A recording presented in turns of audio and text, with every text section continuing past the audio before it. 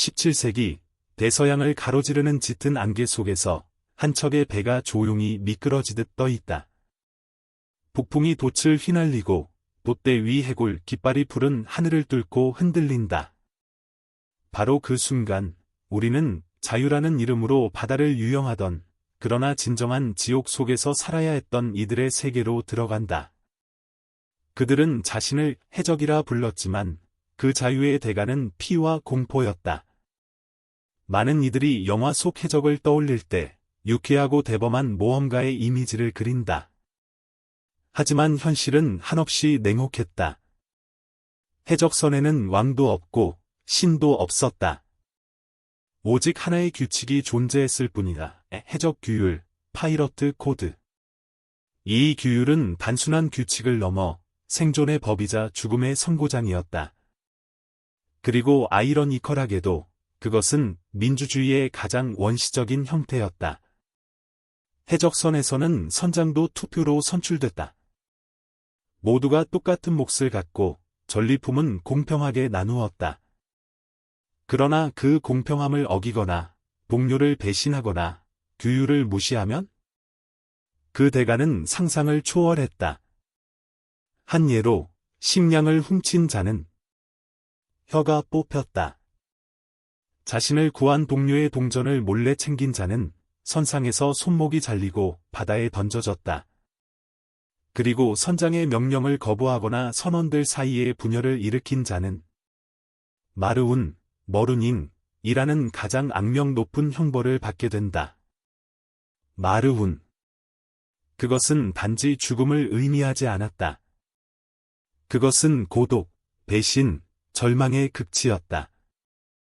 죄인은 작은 섬, 물 한 모금 없는 바위 위에 홀로 버려졌다. 곁에는 탄환 하나만 든 머스킷 소총. 선택은 둘 중 하나에 서서히 말라 죽거나 스스로 방아쇠를 당하든가. 그 찰나 죽음을 택하는 것이 자비처럼 느껴졌다.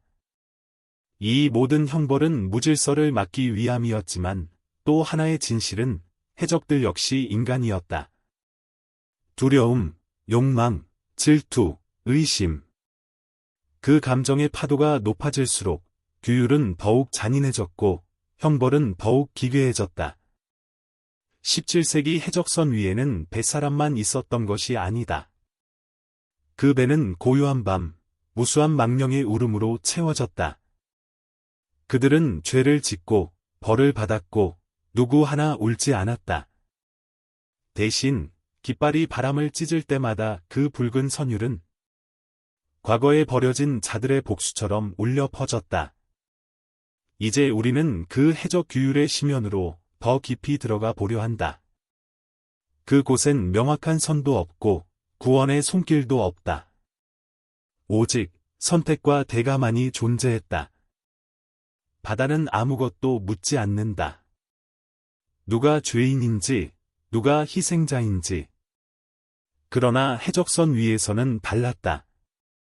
바다보다 냉정한 시선이 존재했다.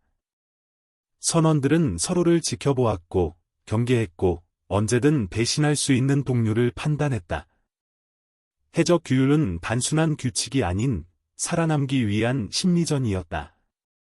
바다에선 누구도 온전한 인간으로 남지 못했다. 자신의 목보다 조금 더 금화를 챙겼다는 이유로 한 소녀는 동틀 무렵 돛대에 묶였다. 새벽의 바람이 얼굴을 때리고 태양이 떠오를 때 그의 눈은 이미 생기를 잃고 있었다. 왜냐면 그 소년의 운명은 전날 밤 투표로 결정되었기 때문이다. 해적선에서는 심판도 민주적이었다. 선원들은 모여 고발하고 토론하고 표결했다. 하지만 그 재판은 정의보단 공포와 복수의 배설구였다. 다수가 감정에 휘둘리면 죄 없는 자도 쉽게 희생되었다. 그렇다면 진정한 악인은 누구였을까? 가장 두려운 죄는 선장의 암살 음모였다. 선장은 신이 아니었다. 그는 동료의 신뢰로 권력을 위임받은 자였지만 동시에 누구보다 쉽게 무너질 수 있는 자리였다. 음모가 발각되면 그 대가는 용접 형벌, 키롤링이었다. 용접 형벌. 그것은 죽음보다 더한 형벌이었다. 죄수는 밧줄에 묶인 채로 배의 밑바닥 아래로 끌려 내려간다. 단단한 조류, 날카로운 조개 껍데기, 따개비가 그의 살을 찢고 바닷물이 폐를 채운다. 고통은 단 몇 초이지만 심장은 그 기억을 영원히 지닌다. 운 좋게 살아남는다 해도 그는 더 이상 인간의 얼굴을 지니지 않는다. 상처, 고름, 염증. 동료들은 눈을 마주치지 않고 대신 그의 몫의 럼주를 2배로 올려준다. 그것이 유일한 동정이다. 그러나 가끔 해적들 사이에서도 조용히 속삭여지는 전설이 있다. 죽음보다 더 무서운 것은 이 침이다. 한 선원은 배의 지도와 금화를 훔치고 탈출을 시도했다. 그는 붙잡히지 않았다. 하지만 다음 날 선장의 명령으로 그의 이름이 규율에서 지워졌다. 그의 흔적, 그의 침대, 그의 목, 모든 것이 사라졌다. 마치 태어나지 않았던 것처럼. 그는 침묵의 처벌을 받았다. 죽지도 떠나지도 못한 채 살아있으면서 존재를 부정당했다. 아무도 그에게 말을 걸지 않았고 그의 존재는 그림자 취급되었다. 몇 달 후 그는 자진해서 바다로 몸을 던졌다. 바다는 그를 받아주었다. 이 긴 자를 위한 가장 조용한 무덤. 해적선 위의 법은 우리가 아는 정의와는 달랐다. 그것은 피와 침묵, 공포와 복종으로 유지된 살아있는 악몽의 언어였다. 그리고 이 이야기의 끝은 아직 시작되지 않았다. 왜냐하면 이제 가장 무서운 형벌이 남아있기 때문이다. 어느 해적선의 창고에는 절대 열어서는 안 되는 작은 상자가 하나 있었다. 자물쇠는 녹슬었고 표면에는 기묘한 문양이 새겨져 있었다. 해적들은 그걸 죽은 자와의 계약서라 불렀다. 전설에 따르면 그 상자 안에는 오래전 배를 저주받게 만든 계약서가 담겨 있었다. 서명한 자는 황금 대신 뼈를 얻는다. 이 문장은 배에 처음 승선하는 선원들에게 경고처럼 전달됐다. 대부분은 미신이라 웃어넘겼지만 이상하게도 그 상자와 관련된 이야기를 비우던 자는 며칠 안에 사라지거나 미쳐버렸다. 우리는 여기서 또 하나의 형벌을 마주하게 된다. 그것은 실체가 없는 고통, 망각의 유배, 베니시먼트 오브 더 네임였다. 해적 사회에서 이름은 단순한 호칭이 아니다. 그것은 존재를 증명하는 마지막 끈이다. 하지만 동료를 배신한 자, 특히 그 말을 숨기거나 항로를 조작한 자는 이름조차 박탈당했다. 그는 더 이상 존재하는 자가 아니었다. 누구도 그의 이름을 불러선 안 되었고, 일기를 쓰는 자도 그의 이니셜을 남기지 않았다. 그가 남긴 물건들은 불태워졌고, 그의 자리는 빈 공간으로 대체되었다. 더 끔찍한 것은 그를 바라보는 동료들의 눈이었다. 애써 모른 척하거나 마치 귀신을 대하듯 두려워하는 눈빛. 시간이 지날수록 그는 자기 자신조차 잊혀갔다. 말문이 막히고 손끝이 떨리며 결국 그는 자신의 이름을 반복 중얼거리다 바다에 몸을 던졌다. 이 형벌은 물리적 고통이 아닌 정체성의 소멸이었다. 인간이란 결국 기억과 이름으로 구성된 존재인데 그 둘이 사라진다면 남는 것은 무엇일까?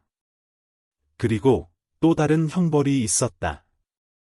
함정의 선물, 기프트 오브 더 트래프. 그것은 반역이나 내부에서의 폭동을 사주한 자에게 내려지는 최종 심판이었다. 그는 다른 섬에 남겨지는 것도 고통 속에 죽는 것도 아니었다. 그는 금화가 가득 담긴 상자를 가지고 작은 배에 태워졌다. 바람은 순풍이었고 음식도 충분했다. 그러나 단 하나의 항해도 나침반, 지식, 그 어떤 정보도 그에게 주어지지 않았다. 그는 희망이라는 가장 잔인한 거짓말과 함께 수평선 너머로 떠밀려갔다. 몇 주 후, 그의 배는 또 다른 해적선에 의해 발견되었다. 그 안에는 단 하나의 시체, 그리고 온몸에 긁힌 글씨로 남긴 말이 있었다. 그 말은 무거웠고, 이름은 사라졌으며, 나침반은 내 안에 없었다. 그 순간, 해적들은 깨달았다. 어떤 배반은 목을 자르는 것보다 더 교묘하고, 어떤 죄는 바다보다 더 깊은 절망을 안겨준다는 것을. 해적 규율은 단순한 법이 아니었다. 그것은 인간 심리를 정밀하게 조작한 시스템이었다. 처벌은 단순한 응징이 아니라 영혼을 무너뜨리는 예술이었다. 그리고 이 예술의 마지막 붓질은 이제 우리를 기다리고 있다. 가장 잔인하면서도 가장 의외의 형벌. 그 어떤 해적도 피할 수 없었던 단 하나의 결말.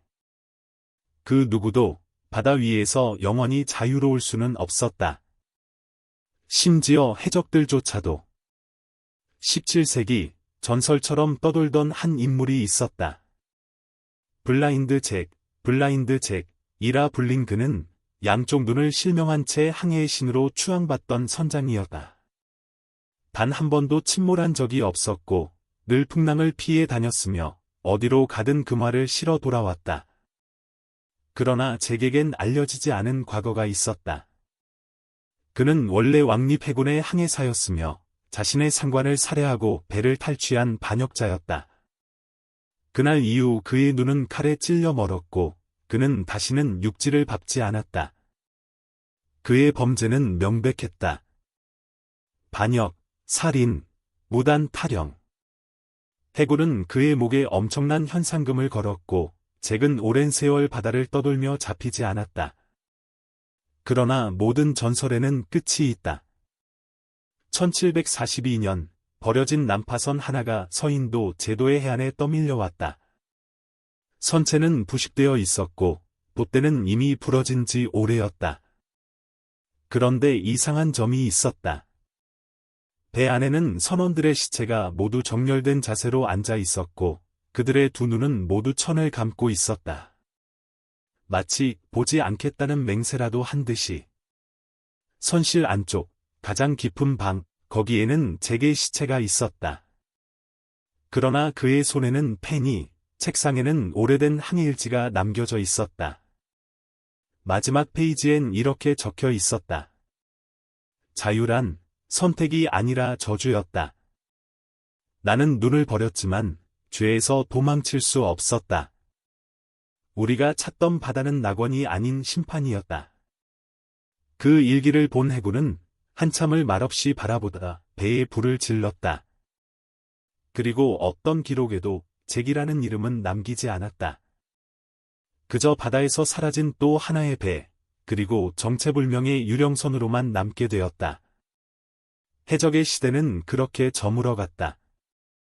영화에서처럼 멋진 모험과 보물이 아니라 배신, 공포, 무너지는 인간성으로 끝이 났다.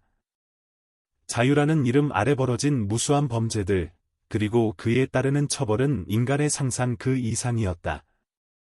우리는 종종 해적이라는 단어에 낭만을 입힌다. 깃발, 검, 넘주, 보물지도로 가득한 환상 속에 빠진다. 하지만 그 이면엔 동료를 의심하고 목숨을 담보로 한 거래가 존재했으며 마지막엔 누구도 살아남지 못했다. 진정한 공포는 총탄이나 검이 아니라 잊히는 것이다. 이름 없는 무덤, 기록되지 않은 죽음, 그리고 쉬면 속으로 가라앉은 기억. 그것이 해적에게 내려진 진짜 형벌이었다. 그리고 지금 당신이 이 영상을 끄고 나면 그들은 다시 잊혀질 것이다. 바다 저 너머, 안개 속으로.